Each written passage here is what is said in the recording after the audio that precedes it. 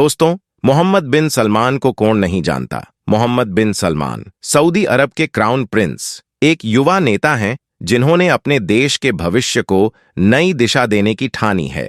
31 अगस्त 1985 को रियाद में जन्मे मोहम्मद बिन सलमान ने अपने पिता किंग सलमान के साथ मिलकर सऊदी अरब को बदलने की दिशा में कई कदम उठाए हैं। लेकिन आज इनके बारे में ऐसी कौन सी बात सामने आ रही है जिसने सबको हिलाकर रख दिया है। प्यारे दोस्तों, सऊदी बादशाह मोहम्मद बिन सलमान रंगे हाथों पकड़ा गया। जन्नतुल बकी में खुफिया तहखानों में क्या करता था। वीडियो ने पूरी दुनिया को हिलाकर रख दिया। तहलका खेस खबर ने सबके होश उड़ा के रख दिए। अस्सलाम वालेकुम प्यारे दोस्तों, सऊदी शहजादे का एक ऐसा राज खुल के सामने आ गया कि जिसे देखकर लोग दंग रह गए। जन्नतुल बकी के गोरखनकर ने सारे राज फाश कर दिए। मोहम्मद बिन सलमान इस वीडियो को डिलीट करवाने की कोशिश कर रहा है, इसलिए हमारी वीडियो को जल्द से जल्द देखें और जितना हो सके इसे शेयर करें। यह ना हो कि इसे भी डिलीट करवा दिया जाए। दोस्तों, इससे पहले कि हम वीडियो का बाकायदा आगाज करें, आपसे गुजारिश है कि अगर आप हमारे चैनल पर नए हैं तो उसे सब्सक्राइब करें,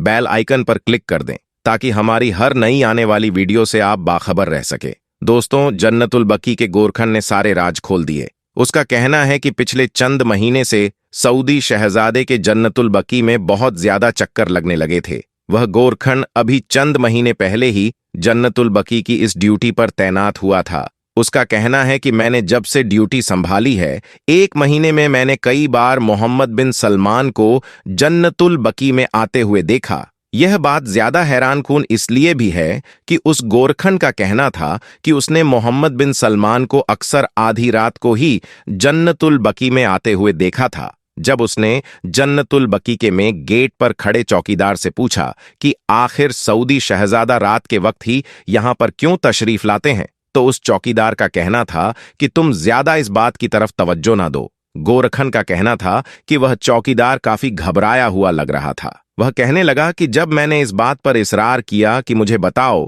कि आखिर रात के वक्त ही वह क्यों यहां पर आते हैं, वह कहने लगा कि दिन के वक्त लोगों का हुजूम बढ़ जाता है, इसलिए वह रात की तन्हाई में यहां आते हैं। वह गोरखन कहने लगा, मुझे बड़ा तजस्सुस था। मैंने दूसरा सवाल किया, आखिर उनके यहां कौन अजीजो अकार दफन है जिसकी अयादत के लिए वह महीने में 4 बार आते हैं। चौकीदार कहने लगा कि तुम्हें कहाँ तो है कि यह बड़े लोगों के मामलात हैं, तुम इस पर ज्यादा तवज्जो मत दो।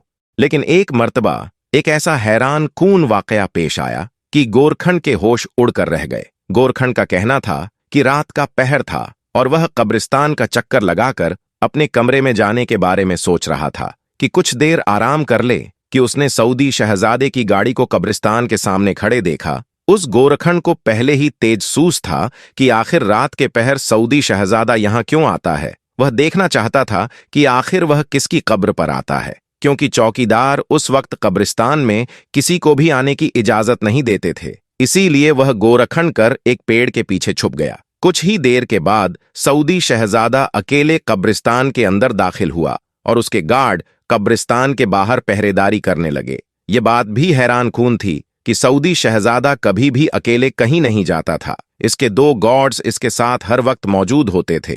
जैसे ही सऊदी शहजादा कब्रिस्तान में दाखिल हुआ, उसने एक नजर पूरे कब्रिस्तान में दौड़ाई और इसके बाद एहतियात से कदम लेते हुए वह एक कोने की कब्र के पास चला गया और इस कब्र पर बैठकर उसने मिट्टी खोदने शुरू कर दी। यह देखकर गोरखन हैरत से दंग रह गया कि आखिर वह किसकी कब्र को खोदने की कोशिश कर रहा है। अगर उसका कोई अजीज यहां दफन भी है तो वह उसकी कब्र को क्यों खोद रहा है। यह तो एक गलत अमल है। लेकिन इसके बाद जो मंजर गोरखन करने देखा, उसका दिल दहल कर रह गया था, क्योंकि कब्र खोदने के बाद उस गड्ढे के अंदर सऊदी शहजादा जा चुका था।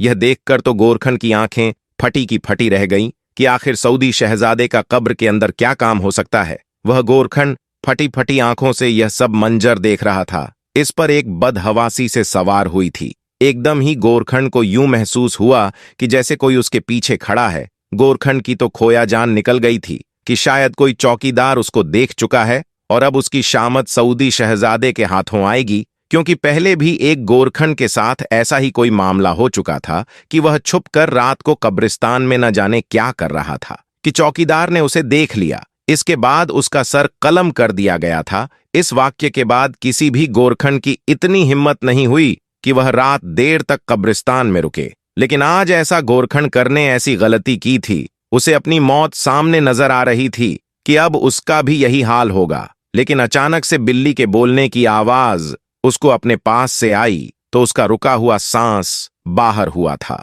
शायद कोई बिल्ली थी जो उसके पीछे मौजूद थी। वह बोरकन यह सोच रहा था कि आखिर इस कब्र के अंदर सऊदी बादशाह क्यों गया है। दोस्तों, इस राज्य को जानकर आप भी हैरान रह जाएंगे कि आखिर सऊदी शहजादा कब्र में क्या घिनौना काम करता था। गोरखन का कहना था कि आधे घंटे बाद सऊदी शहजादा उस कब्र से बाहर आया, अपने कपड़े झाड़े, मिट्टी को दोबारा से कब्र पर डाले लगा और वापस चला गया। वह गोरखन हैरान था कि आखिर इस कब्र के अंदर ऐसा भी क्या था कि आधा घंटा बिना ऑक्सीजन के सऊदी शहजादा बिल्कुल ठीक और सही सलामत था। दोस्तों, वो गोरखन अब ज्यादातर उस कब्र के पास मंडराने लगा था। उसकी रातों की नींद उड़ गई थी कि आखिर इस कब्र में ऐसा भी किया है। अगली बार जब सऊदी आया तो उसके हाथ में काले रंग का थैला भी था। इस बार वह थैला लेकर कब्र में उतरा था, लेकिन ऐन उसी वक्त चौकीदार ने उसको देख लिया और इसके पास आ गया। कहने लगा, तुम्हें शर्म नहीं आती? तुम छुपाकर यह सब देख रहे हो।